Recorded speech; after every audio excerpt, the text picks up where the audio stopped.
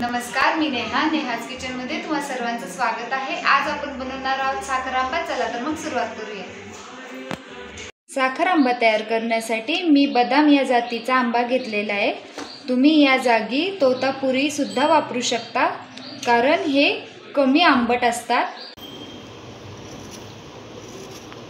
अशा पद्धतीने आपण या कैरीच्या सगळ्या साली काढून घ्यायच्या आहे।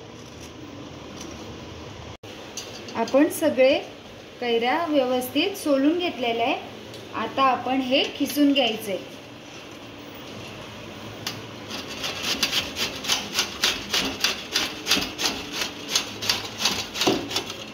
जास्त आंबट अशा आपल्याला कैऱ्या घ्यायच्या नाहीयेत। अशा पद्धतीने आपण सगळे आपल्या कैऱ्या खिसून घेतलेल्या आहेत।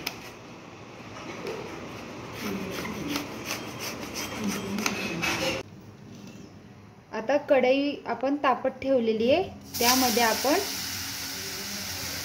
ही कैरी टाकून घ्यायची।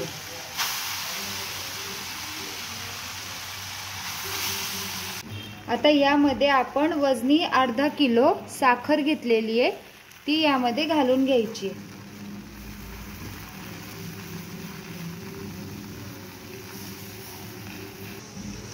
आता आपण हे व्यवस्थित मिक्स करून घ्यायचं।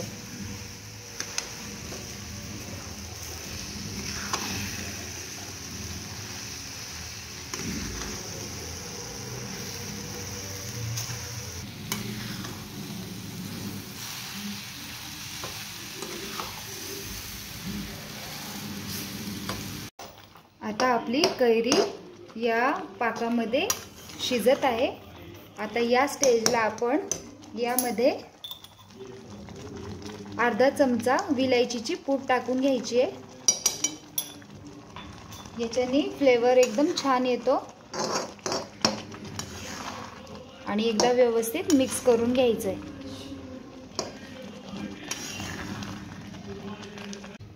आता याला टेस्टला बॅलन्स करण्यासाठी आपण चिमूटभर मीठ टाकून घ्यायचं आहे आणि व्यवस्थित हलवून घ्यायचं आहे। मिठामुळे आपल्या साखर आंब्याला टेस्ट छान येते। आता हे शिजू द्यायचे।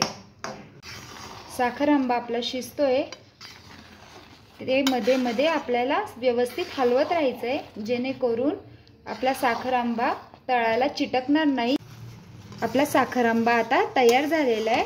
आता आपण गॅसची फ्लेम ऑफ करून टाकू। आता आपण हे काढून घेऊ।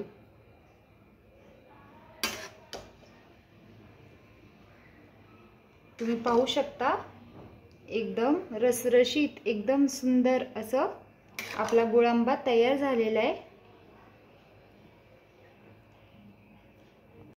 थंड झाल्यानंतर तुम्ही एका बर्नीमध्ये टाकून हे वर्षभर स्टोअर करू शकता। कशी वाटली तुम्हाला रेसिपी कमेंट करून नक्की कळवा। आवडल्यास लाईक, शेअर, सबस्क्राईब करायला विसरू नका। भेटूया पुन्हा अशाच नवीन रेसिपी सोबत। Bye bye.